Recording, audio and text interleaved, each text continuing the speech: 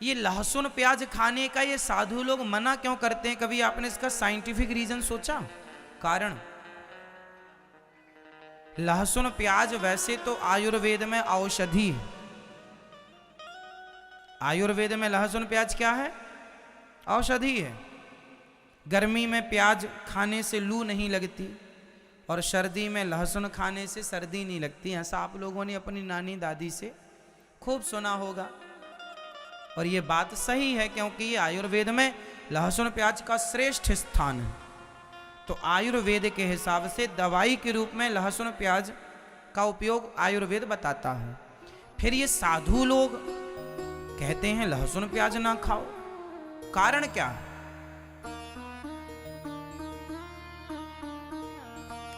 क्यों नहीं खाना चाहिए लहसुन प्याज, आप बताओ। हाँ, आपसे बैठे बैठे उत्तर दो, बिंदास बोलो।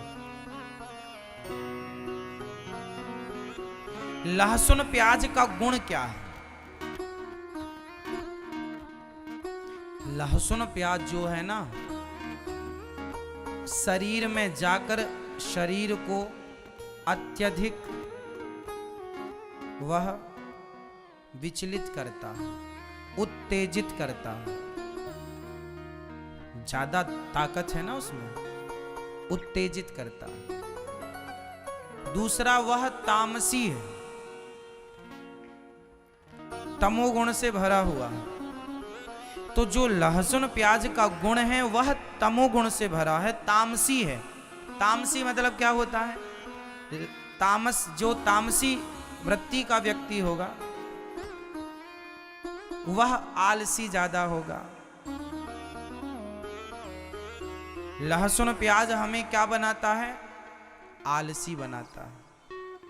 और केवल आलसी नहीं, आप समझिएगा, लहसुन और प्याज दोनों शरीर को उत्तेजित करते हैं।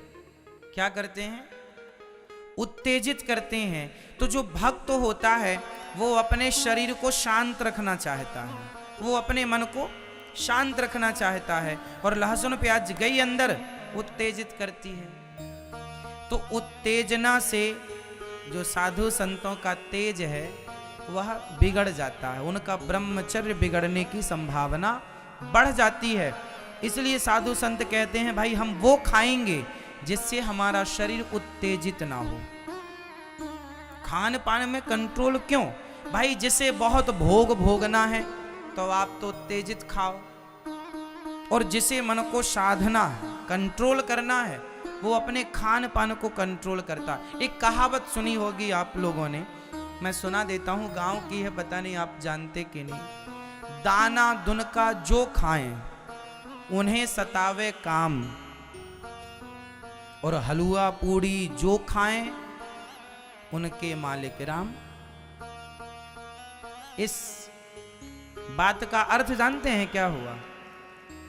चिड़िया बादाम काजू नहीं खाती, चिड़िया बेचारी खेतों का कच्चा दाना दुनका मिल जाए तो खा लेती है। वो चिड़िया जो जरा सा दाना खाती है, पर उसे दाना खाने पर भी उसके शरीर में वो दाना उसे इतना गर्म कर देता है, उसे भी काम वासना सताने लग जाती है। किसे? चिड़िया को। हाँ या ना? कुत्ता क्या खाता है? तुम्हारे घर की बासी रोटी फेंक देते हो, कुत्तों को खा लेते, बिना घी चुपड़ी रोटी, बिना सब्जी डाल के। और वो बासी कूची रोटी खा करके, वो गंदी नाली का कचरा खा के कुत्ता, उसे भी काम सताता है। तो दाना दुनका जे खाएं उन्हें सतावे काम, और हलवा पूड़ी बादाम काजू पिस्ता जो खाएंगे उन्हें कितना सताएगा काम। तो साधु संतों को खान पान अपना कंट्रोल इसलिए रखना पड़ता है क्योंकि जैसा खाएंगे अन्न वैसा बनेगा मन। अब आपको कामी बनना है तो आप भैया खाओ, और यदि आपको संयमी बनना है तो संयमी जिसे बनना है वो अपने खान पान पे कंट्रोल करे। अब ये निर्णय आपका है कि आपको योगी बनना है या भोगी बनना है। भोगी बनना है तो आप बिंदास खाओ पियो सब। और योगी बनना है तो खान पान। हमारे साधु संत ना, मैं अयोध्या में जब पढ़ने रामचरितमानस गया, आपको पता होना चाहिए साधु कितनी बार खाता है, बोल दो।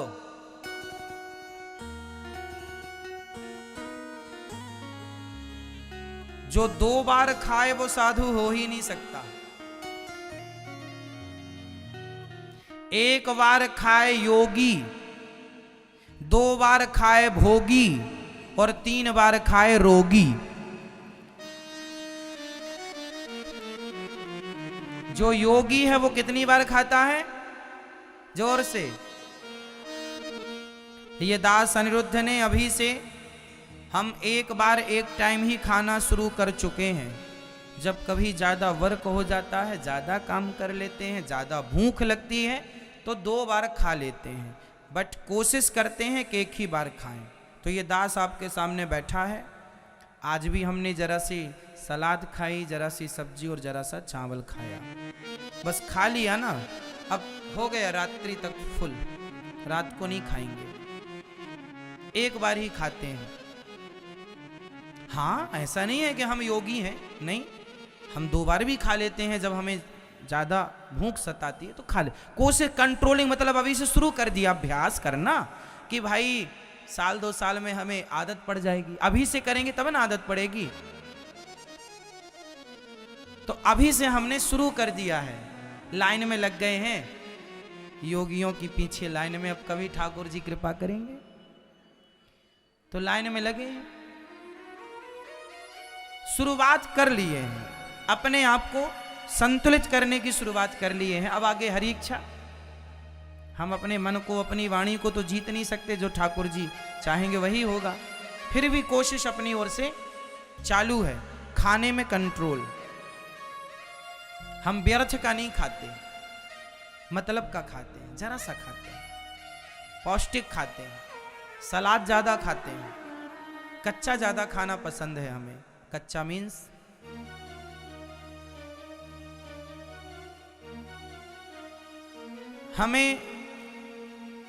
हमें पिज्जा बिल्कुल पसंद नहीं, बर्गर बिल्कुल पसंद नहीं, चाउमीन बिल्कुल। आप 56 भोग बना के रख दीजिए, बिल्कुल पसंद नहीं। ये देखो भगवान भी आ गए, देखो भगवान भी कह रहे हैं आप भी योगी बनो, कम खाओ।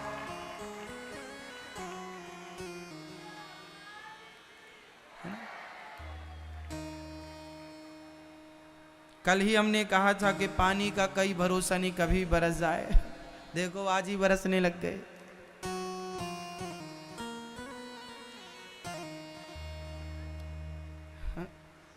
तुम चलो आनंद लो बारिश का, अपन तो कथा सुने मस्त। तो हमें किस पर कंट्रोल करना है? अपनी जिह्वा पर। अच्छा एक बात बताओ, 1 बार जो खाए वो कौन? जोर से। योगी। 2 बार खाए भोगी। 3 बार खाए भोगी। 3 बार खाए। जो ज्यादा बार खाता है, ज्यादा खाता है, वो रोगी होगा। कई लोग ना दिन भर खाते हैं, दिन भर पगुराते ही रहते हैं, दिन भर चबाते, जो मिले वो खा लिया। ऐसा नहीं लगता कि उनका पेट है, ऐसा लगता डस्टबिन है, कुछ भी डाल दो। अरे पेट के साथ पेट की तरह व्यवहार करो। बेचारा पेट है, उस पर दया करो। छोटा सा पेट है, इतना रखने की जगह है उसके पास, और आप इतना ठूस देते हैं। ये भी नहीं, पेट बेचारा ऐसे मुंह फुलाए रोता, सब ठूस रहे हैं।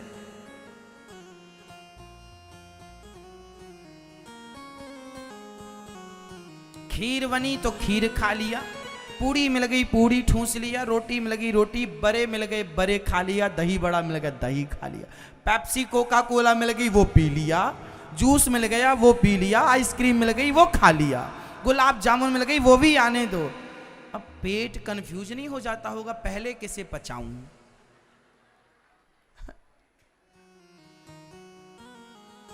चाय पी लिया और चाय पीने के 2 मिनट बाद आइसक्रीम खा लिया, पेट कंफ्यूज है, पहले गर्म बाद में ठंडा, वो पेट बेचारा तड़पड़ा रहा है, कहां जाऊं हे भगवान, कहां फंसा दिया मुझे।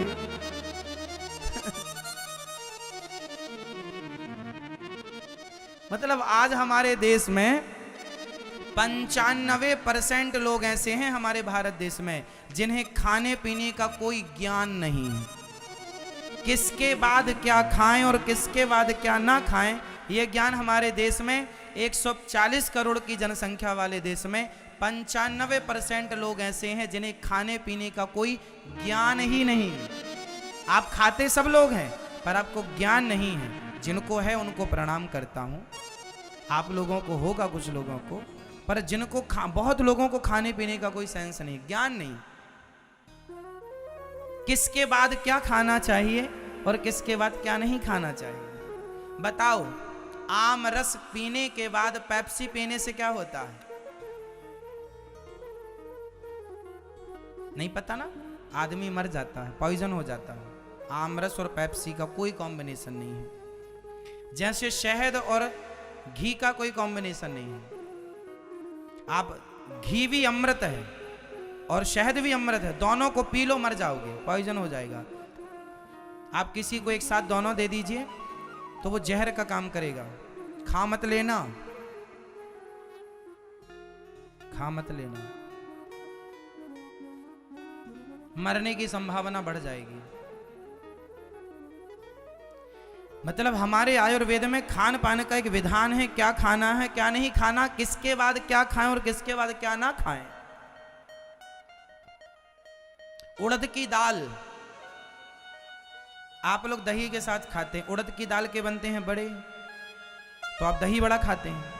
अब उड़द की दाल और दही का कोई कॉम्बिनेशन नहीं है, लेकिन आप खूब ठूंसते हैं, और शादी विवाह में तो खूब फ्री का मिलता है, खाओ खूब खाओ, भले मर जाएं, कल मरेंगे अभी तो खाओ। शादी विवाह में आदमी सब वहां पे 50 आइटम होंगे ना तो सारा खाएगा, 50 खाएगा, लिफाफा में भले 100 रुपए देगा पर खाएगा 500 रुपए का, वसूल करेगा पूरा, इतना दिया खाएंगे, भले मर जाए कल बीमार पड़ जाए खाएगा बराबर। और सब खा के रास्ते में द्वार पे आइसक्रीम मिलती है तो सब खा पी के वो आइसक्रीम खाता। अब बताओ, जब आप भोजन करते हैं तो हमारा पेट भोजन को पचाने लगता है, और पचाने के लिए अग्नि होती है जिसे जठराग्नि कहते हैं। जब वो पचा रही होती है तब आप ठंडी ठंडी आइसक्रीम खा लेते हैं तो भोजन पचता नहीं है, सड़ जाता है, और जिससे तमाम आपकी बीमारियां उत्पन्न होती हैं। कितनी बार समझा चुके हैं, लेकिन हमारे देश के लोग सुनने समझने को तैयार नहीं। स्वास्थ्य का ध्यान कौन रखेगा? आपको रखना पड़ेगा। खान पान ठीक करो। 1 बार खाए योगी, 2 बार खाए भोगी, और 3 बार खाए जो ज्यादा बार खाता है, ज्यादा खाता है वह जल्दी मरेगा। ज्यादा खाओगे जल्दी मरोगे, कम खाओगे ज्यादा जियोगे। इसलिए खान पान ठीक हो।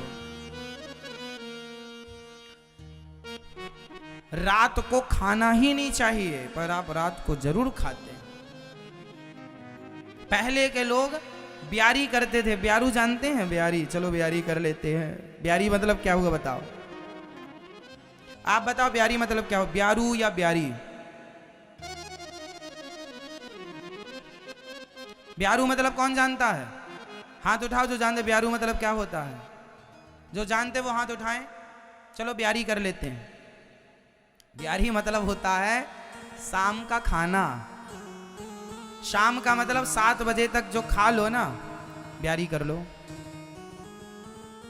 गांव की भाषा ब्यारू। संत लोग भी बोलते ब्यारू की सीताराम।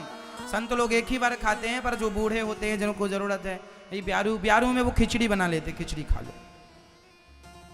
तो ब्यारू की सीताराम ब्यारू मतलब शाम का भोजन। और पहले के लोग ना 8 बजे तो सो जाते थे रात को। आज भी गांव में, आज भी हमारे गांव में 7:30 8 बजे पूरा गांव सन्नाटा हो जा, सब सो गए 8 बजे। 7 बजे तक खा पी लिया, सूर्य अस्त हुआ कि भोजन प्रसादी हो गई। सूर्य अस्त के आधा घंटा के अंदर भी, वैसे सूर्य अस्त के बाद भोजन नहीं करना चाहिए, फिर भी यदि आपको इमरजेंसी खाना है तो सूर्य अस्त के आधा घंटा के भीतर, 1 घंटे के भीतर खा लो। जो रात को 8 बजे के बाद आप खाते हैं वो तो बिल्कुल गलत है। आयुर्वेद के हिसाब से बोल रहे हैं हम सारी बातें। तो भक्तों को क्या करना चाहिए? लहसुन प्याज इसलिए नहीं खाते क्योंकि तामसी है, और वो भक्तों की जो भक्ति में है ना बाधा उत्पन्न करता है। इसलिए साधु संत ना हल्का फुल्का खाते हैं। साधुओं का भोजन कभी देखा आपने? ना देखा होगा। हमने खूब खाया है, देखा है, संतों के बीच में रहे हैं। संतों में पंगत लगती है। संत लोग एक बार खाते हैं सवेरे, केवल 1 बजे, उनका दोपहर 12-1 बजे भोजन होता है। जब हम अयोध्या जी में थे, संतों के साथ रहते थे, तो दाल परोसी जा रही है। दाल का पानी पानी था। दाल एक भी दाना आप ढूंढेंगे मिलेगी नहीं, दाल का एक दाना नहीं मिलेगा आपको, सिर्फ दाल का पानी है ना। और रोटी सूखी, कोई घी भी नहीं, सूखी। चावल, रोटी, चावल, साग में आप लोग तो आलू का पत्ता निकाल लेते हैं, आलू का छिलका उतार ले। साधु संत काहे का छिलका उतारे हैं? कहाँ पुरुष भजन करेंगे छिलका उतारेंगे? स्वाद के लिए खाने वाला, स्वाद एक होता है स्वाद के लिए खाना, और एक होता है पेट भरने के लिए खाना। तो कौन सा खाना ठीक है? जोर से स्वाद वाला खाना भोगी खाता है, और पेट भरने के लिए केवल योगी खाता है। उसे कोई मतलब नहीं कि आलू में छिलका है या उतर गया, वो अपना खाया पिया मस्त। दाल का पानी साहब मुझे याद है, मैं खाया हूं। वो जो अयोध्या जी की दाल है, वो दाल के आगे आज का 56 भोग फेल है। वो दाल, वो साग, वो रोटी, वो संतों के हाथ से जो प्रसादी मिलती है, भगवान जी का प्रसाद, उसके आगे सारे आज के, मैंने उतना स्वादिष्ट भोजन वहां के बाद आज तक किया ही नहीं। ये समझ लो मेरी लाइफ में, मेरे बचपन में जो साधु संतों के बीच में खान पान रहा है, उसके बाद वाला वो खान पान कभी मिला ही नहीं।